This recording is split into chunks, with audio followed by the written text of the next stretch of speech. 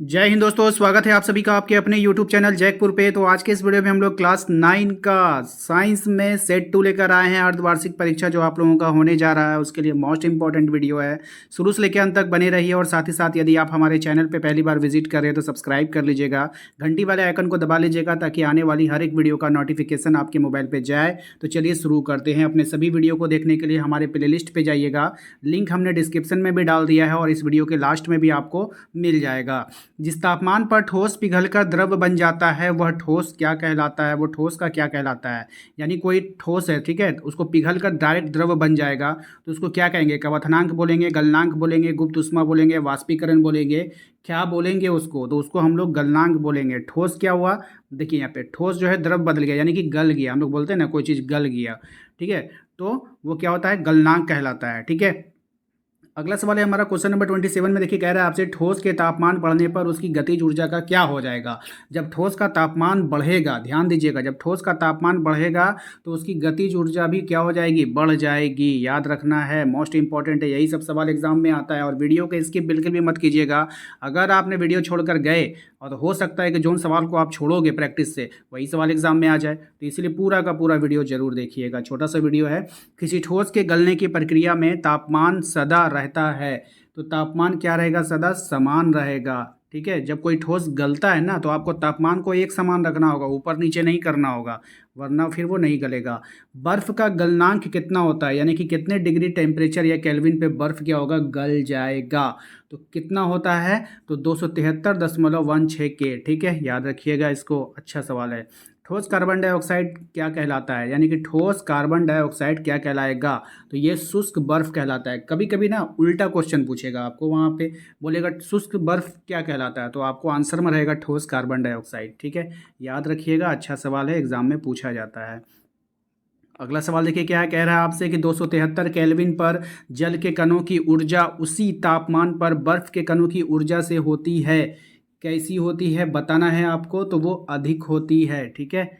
चलिए नेक्स्ट आते हैं आपका वायुमंडलीय दाब पर वह तापमान जिस पर द्रव उबलने लगता है उसको क्या कहते हैं। यानी कि कोई भी द्रव है, मान के चलो पानी है और पानी उबलने लगता है तो उसको क्या बोलेंगे? तो उसको क्वथनांक, हम बोलते हैं पानी खौल रहा है, खौलना क्वथनांक होना, ठीक है, याद रखिएगा। नेक्स्ट क्या है आपका? कह रहा है 273 केल्विन ताप पर भाप के कणों में इसी तापमान पर पानी के कणों की अपेक्षा ऊर्जा क्या होगी। देखिए ये सब सवाल सिर्फ एक बार देखे जाइए, अधिक होगी, इतना इंपॉर्टेंट ये नहीं है। जो इंपॉर्टेंट रहता है मैं खुद बोल दूंगा कि ये इंपॉर्टेंट है। किसी पदार्थ पर तापमान के परिवर्तन का क्या प्रभाव होता है। तो किसी भी पदार्थ पर तापमान अवस्था में परिवर्तन हो जाएगा, ठीक है, क्या हो जाएगा? अवस्था में परिवर्तन हो जाएगा। देखिए अभी तक आपने वीडियो को लाइक नहीं किया तो प्लीज़ लाइक कर दीजिएगा, ठीक है। 300 कितने डिग्री सेल्सियस के बराबर होता है? 300 के को जो है ना अब डिग्री सेल्सियस में बदलना है। देखिए डिग्री सेल्सियस में बदलने के लिए कुछ नहीं करना है आपको। अगर डिग्री सेल्सियस में बदलने बोलेगा ना, जैसे कि 300 है तो 300 में 273 को माइनस कर दीजिए, ठीक है। तो यहाँ पे बचेगा 7, यहाँ पे बचेगा आपका 9 में से 7 जाएगा 2, यानी कितना आ गया? 27 degree. Option A, option A इसका राइट आंसर हो जाएगा, ठीक है। चलिए, क्वथनांक से कम तापमान पर द्रव के वाष्प में परिवर्तन होने की क्रिया क्या कहलाएगी। तो ये जो क्रिया कहलाती है ये कहलाती है वाष्पीकरण क्रिया कहलाती है, ठीक है। अगले सवाल पे आते हैं। क्वेश्चन नंबर 37 में वाष्पीकरण को कौन से कारक प्रभावित करते हैं। ये सवाल अच्छा है और इम्पॉर्टेंट है। तो वाष्पीकरण को तापमान, आर्द्रता और वायु की गति, इनमें से सभी जो है वो प्रभावित करेगा, ठीक है। आर्द्रता बढ़ने पर वाष्पीकरण की दर में क्या परिवर्तन होगा। तो आर्द्रता के बढ़ने पर वाष्पीकरण का जो दर होगा वो क्या होगा? घटेगा, ठीक है, क्या होगा? घटेगा। नेक्स्ट है सतही क्षेत्रफल बढ़ने पर वाष्पीकरण की दर पर क्या प्रभाव पड़ता है। तो सतही क्षेत्रफल के बढ़ने पर जो वाष्पीकरण की जो दर होगा उस वो भी क्या हो जाएगी? बढ़ जाएगी, ठीक है। दाब के बढ़ने पर, तापमान के घटने पर पदार्थ की अवस्था में क्या परिवर्तन होता है। तो इसका भी जो आंसर क्या हो जाएगा? गैस द्रव में बदल जाता है, ऑप्शन डी होगा, ठीक है। नेक्स्ट है आपका 250 डिग्री सेंटीग्रेड तापमान पर जल की भौतिक अवस्था आपको बतानी है। तो यहाँ पर यानी कि आपका जो पानी का जो तापमान है, मान के चले जल का 250 डिग्री है। अब उस वक्त क्या होगा? 250 ठोस होगा, द्रव होगा या फिर गैस होगा, ठीक है, तो आपको बताना है। तो यहाँ पे क्या हो जाएगा? गैस हो जाएगा। क्या हो जाएगा? गैस हो जाएगा, ठीक है। चलिए नेक्स्ट सवाल पे आते हैं, गर्मियों में हमें किस प्रकार के कपड़े पहनने चाहिए। वेरी वेरी इंपॉर्टेंट सवाल है। गर्मियों में हमें कैसे कपड़े पहनने चाहिए? सूती कपड़े पहनने चाहिए। ऑप्शंस ए हमारा राइट आंसर होगा। आधुनिक वैज्ञानिकों ने पदार्थ की कितनी अवस्थाओं की बात की है? 3, 4, 6 या 5? तो 5 अवस्थाओं की बात की है। ठीक है।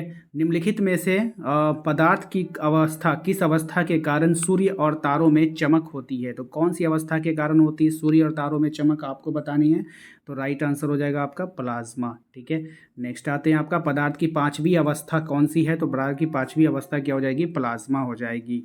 अगला सवाल है हमारा, गैसों का द्रव में परिवर्तन क्या कहलाता है? तो गैसों का द्रव में जो परिवर्तन कहलाएगा वो संघनन कहलाएगा। ठीक है, बहुत ही अच्छा सवाल है, इंपॉर्टेंट है। गैसों में विसरण का एक उदाहरण है, ये भी सवाल बहुत इंपॉर्टेंट है, याद रखिएगा। इत्र की सुगंध का हवा में फैलना, ये गैसों में विसरण का एक उदाहरण है।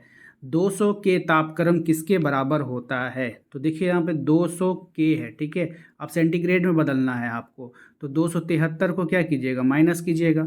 तो माइनस कीजिएगा तो -73 डिग्री आएगा ना। ठीक है, माइनस कितना आ जाएगा? 73 डिग्री। तो ऑप्शंस ए हमारा राइट आंसर हो जाएगा। ठीक है। उसके बाद जो अगला सवाल है हमारा, क्वेश्चन नंबर 49, शुद्ध जल का क्वथनांक कितना होता है? तो शुद्ध जल का जो क्वथनांक होता है वो 373 केल्विन होता है, याद रखिएगा। अच्छा सवाल है, इंपॉर्टेंट है।